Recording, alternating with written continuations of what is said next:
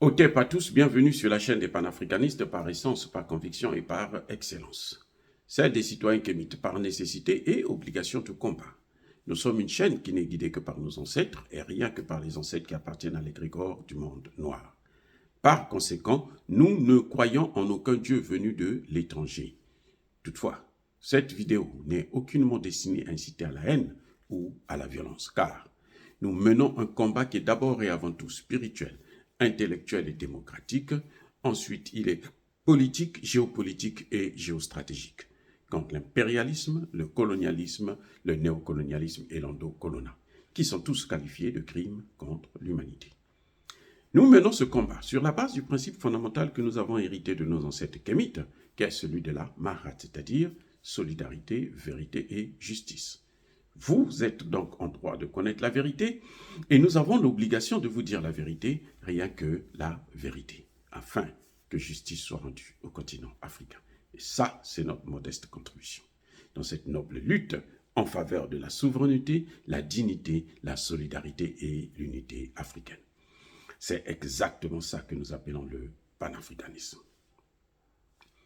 Bien-aimés frères et sœurs, les États-Unis, la France et le Canada n'ont toujours pas renoncé à l'idée d'envahir Haïti, d'occuper Haïti. Après l'avoir systématiquement et systémiquement pillé, mais alors savamment pillé, dévasté, appauvri, maintenant ils veulent carrément prendre. Ils veulent prendre la terre et faire des habitants d'Haïti, de tous les Haïtiens, leurs esclaves. Et pour ça, comme d'habitude, tu veux tuer un noir, tu veux détruire un noir, utilise des noirs.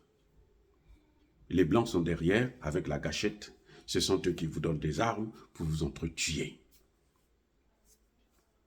Les États-Unis sont allés prendre le Kenya pour aller faire le travail à leur place en Haïti. Les États-Unis. Quand vous voyez la porte-parole de la Maison-Blanche, les gens se disent « Oh, c'est une Haïtienne, très bien. » Et ce n'est pas une Haïtienne. C'est ce que j'appelle moi une fausse Haïtienne. Elle sait pourquoi on l'a nommée à ce poste. Mais elle travaille toujours contre Haïti. Et d'ailleurs, est-ce qu'elle a le pouvoir de s'opposer à une intervention, à une occupation d'Haïti? Est-ce qu'elle a ce pouvoir-là? Elle n'a pas ce pouvoir. C'est comme Barack Obama qui était président. C'est lui qui a déstabilisé l'Afrique. C'est lui qui est le moteur de la déstabilisation du Sahel, du Golfe de Guinée. Mais pourtant, c'est un noir.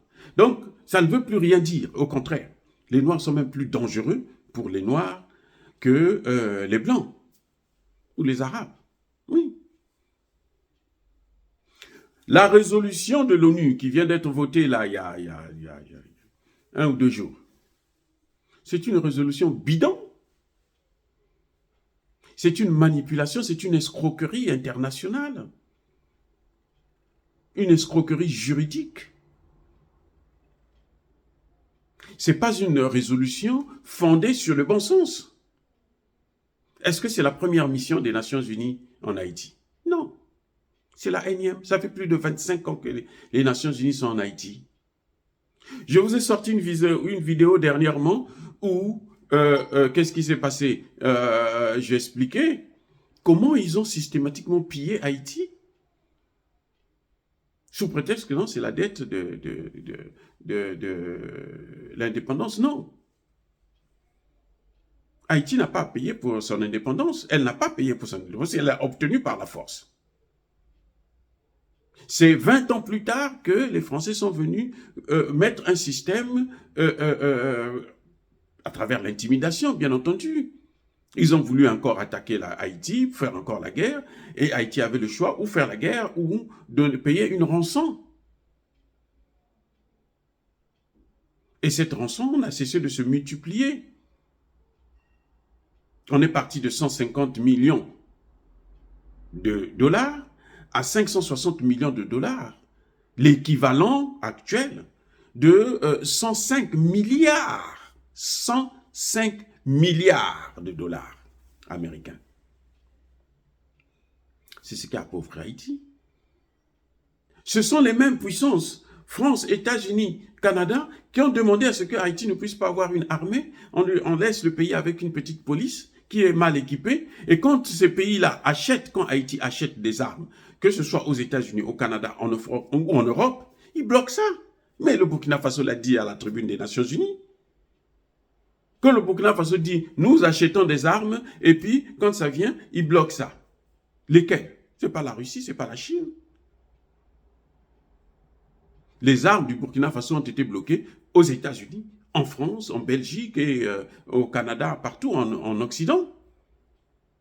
C'est quand il a parlé à la tribune des Nations Unies que certains se sont dit, bon, essayons quand même de laisser quelques armes et tout. Mais entre-temps, le Burkina Faso n'a pas attendu ça, puisque la Russie fournit des armes, la Corée du Nord fournit des armes. Le problème, c'est qu'avec Haïti, c'est que même le gouvernement qui est sur place, le gouvernement d'Ariel Henry, c'est un gouvernement corrompu, hyper et super corrompu,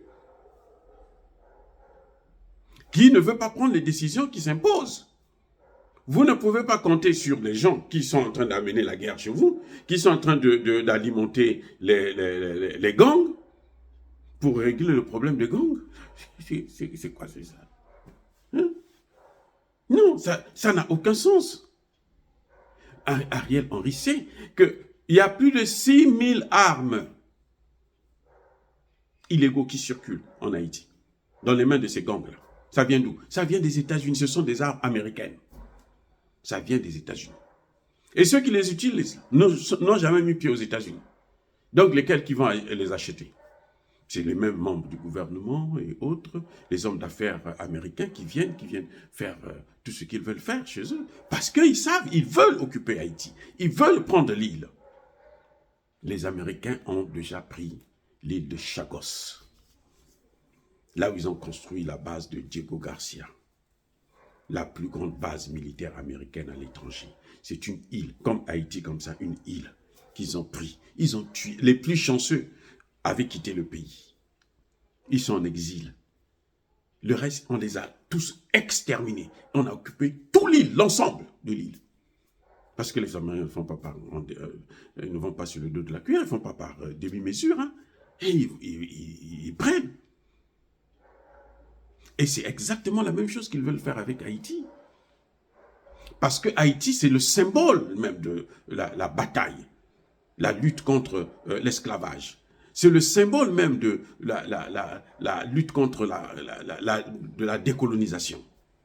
C'est le pays noir qui a mené la guerre contre la première armée du monde et qui a libéré, qui a battu cette armée. C'est un symbole historique. Et c'est ça qu'il faut casser. Il faut démystifier Haïti, faire comme si Haïti, c'était une erreur d'avoir obtenu son indépendance. Non, ce n'est pas une erreur. C'est parce qu'ils utilisent des moyens colossaux. Et malheureusement, nos propres frères et sœurs. Qui est allé négocier cette intervention du Kenya? Sous la bannière, bien entendu, de l'ONU, des casques bleus de l'ONU. Qui est allé négocier ça? Vous croyez que c'est Ban Ki-moon? Non, ce n'est pas Ban Ki-moon. C'est le ministre de la Défense américaine, le secrétaire d'État à la Défense, comme on l'appelle ici aux États-Unis. C'est lui qui est allé négocier cette intervention du Kenya, pour que le Kenya puisse prendre la tête de cette nouvelle force qui va aller achever le malade haïtien. Et le ministre de la Défense, là, c'est qui? C'est pas un blanc, c'est un noir. C'est un noir. J'ai oublié son nom. De toutes les façons, des gens, des criminels comme ça, moi, ça ne m'intéresse pas. C'est un noir qui est allé négocier. Il était la semaine passée au Kenya, comme par hasard. Maintenant, les Nations Unies prennent la résolution et le Kenya dit, moi, je veux prendre le lead de cette force. Voilà ce qui est en train de se passer. C'est-à-dire que sous nos yeux, on est en train d'occuper un pays, de recoloniser un pays qui ne demande qu'à vivre, un pays qu'ils ont commencé à piller a dévasté depuis 1825. Haïti a payé la première facture. Et pour payer cette facture de ce qu'ils appellent eux, la dette coloniale, que moi j'appelle une rançon au kidnapping, au bradage, au pillage des matières premières, cette rançon-là, Haïti était obligé de s'endetter auprès de la France, qui demandait de l'argent. Donc, Haïti s'est retrouvé avec une double dette. C'est plusieurs années après que les États-Unis vont faire la même chose, les États-Unis d'Amérique que vous voyez là, la même chose. Piller le pays. Imposer Haïti à contracter des dettes et prendre des crédits et qui se dépassent le PIB du pays. Et le pays ne fait que s'endetter, s'endetter pour payer les dettes et multiplier la première dette, la précédente, ainsi de suite. Voilà ce qui est en train de se passer. Donc cette force qui est en train de venir des Nations Unies, ce n'est pas une force qui viendra arranger les choses. Si après 25 ans, ils n'ont rien pu faire, ce n'est pas maintenant qu'ils vont faire quelque chose. Ce sont eux qui ont détruit l'armée haïtienne pour éviter à ce qu'ils puissent avoir une force capable de régler les problèmes comme celui-ci, comme ce qui se passe actuellement, celui des gangs. C'est tout. C'était fait à dessein. C'est fait à dessein. Les mêmes Américains ont amené le terrorisme en Libye, ils ont amené le terrorisme dans le Sahel, ils ont amené le terrorisme... Les mêmes, c'est le même clan, la même clique. Américains, Français, Canadiens, Anglais, et puis les autres. C'est tout ce qu'ils savent faire. C'est tout ce qu'ils savent faire. Malheureusement, le gouvernement Ariel Henry n'est pas capable de se lever, de prendre ses responsabilités pour contacter d'autres partenaires qui peuvent vous vendre des armes, des drones notamment, pour régler le problème des gangs. Vous préférez donner de l'argent à des voyous qui vont prendre votre argent et qui ne vont pas vous donner le produit. C'est une escroquerie. Oh, bien-aimés frères et sœurs, dire cela c'est inciter à la haine ou à la violence? Non. Yaba, colère, encore une fois de plus, soyez bénis, abondamment bénis par le Dieu de Kémite et par nos ancêtres angélisés. Moi, je n'attends rien de cette nouvelle mission des casques bleus en Haïti.